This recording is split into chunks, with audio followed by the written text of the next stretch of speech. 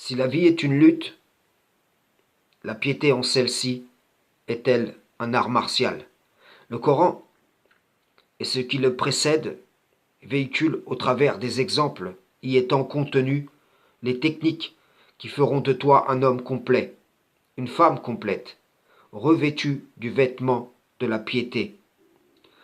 Comme Issa, fils de Mariam, dira en son temps, soyez parfaits, comme le Père céleste est parfait.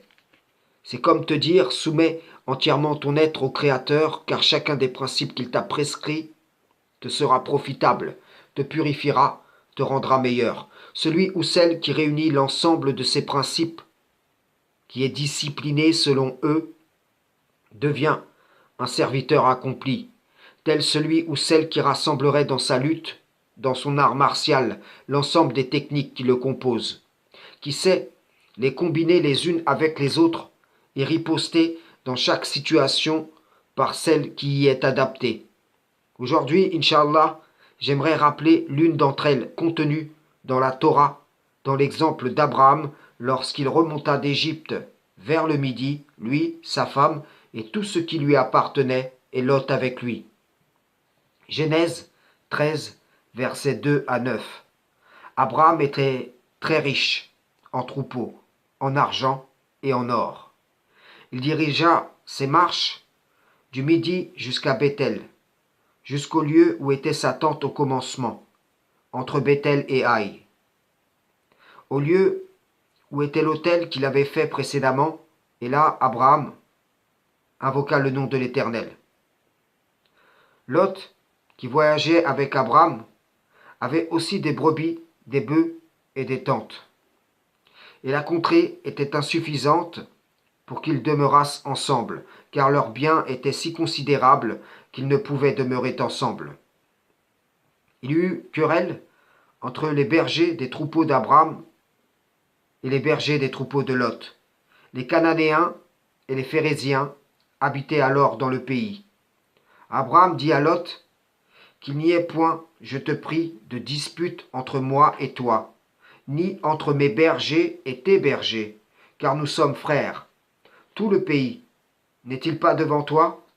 Sépare-toi donc de moi. Si tu vas à gauche, j'irai à droite. Si tu vas à droite, j'irai à gauche. À travers le comportement de notre Père dans la foi, l'Éternel nous donne ici un grand enseignement. Un enseignement propre à éviter bien des disputes inutiles, dans le but de préserver des liens de fraternité entre nous. Abraham voit le conflit arriver. Il dit donc à Lot, si tu vas à gauche, j'irai à droite, et si tu vas à droite, j'irai à gauche. Ceci démontre la confiance qu'Abraham plaçait en Allah, car il ignorait que Lot choisirait la vallée où se trouvait Sodome. Il ignorait que lui-même s'installerait sur cette terre qui deviendra l'héritage de ses descendants après lui. Il ignorait que la vallée que choisit Lot deviendrait un désert, de même qu'il ignorait que la terre où il a posé sa tente serait pour sa descendance une terre fertile.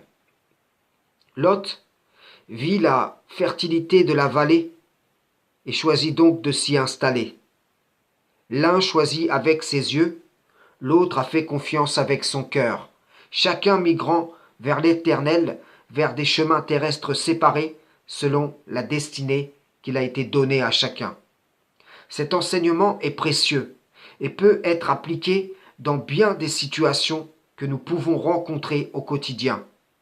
Ne te dispute pas avec ton prochain, pourquoi que ce soit inutilement au prix des liens qu'Allah a établis entre vous. Aie confiance que ce qui doit te revenir te reviendra par l'administration parfaite d'Allah. Je vais donner un exemple dont j'ai pu être le témoin lors de la prière pour une place au premier rang. Car Allah a exhorté mon cœur par cet exemple. Il m'avait permis d'être à une place où il se trouvait entre moi et un autre, un ancien, qui n'arrivait plus à se relever, qui avait des difficultés à descendre de sa position debout Donc, on se prosternait ensemble et on se relevait ensemble. Alors que d'autres se disputaient pour une place au premier rang, le Créateur nous avait permis de travailler à accroître notre labour dans l'au-delà. Il se peut que, si l'un des disputeurs avait dit, eh bien, si tu veux cette place, j'en prendrai une autre, il se soit retrouvé à une place comme celle dans laquelle je fus béni par la grâce d'Allah. Le Coran nous rappelle, Sourate 58, verset 11. Ô vous qui avez cru, quand on vous dit, faites place aux autres dans les assemblées, alors faites place. Dieu vous ménagera une place entre parenthèses au paradis. Et quand on vous dit de vous lever, levez-vous. Dieu élèvera en degrés ceux d'entre vous qui auront cru et ceux qui auront reçu le savoir. Dieu est parfaitement connaisseur de ce que vous faites. La foi et le savoir commandent aux serviteurs non pas de se disputer pour un rang terrestre, mais plutôt de concourir en bonnes actions. Ainsi, ils auraient pu se dire, les disputeurs, allons aider l'ancien. Toi, tu seras à sa gauche, et moi, je serai à sa droite.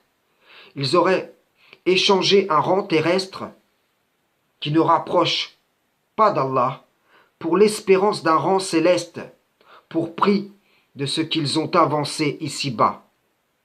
L'important, c'est que tu pries Allah, sans rien lui associer, et non la place que tu auras dans la mosquée. De même, ne te dispute pas pour une place de parking. Lorsque tu fais la queue pour une table, une chaise, une place dans la voiture, le bus, le train, l'avion, etc., fais comme Abraham. Si tu veux cette place, je prendrai l'autre. Si tu veux cette chaise, cette table, je prendrai l'autre.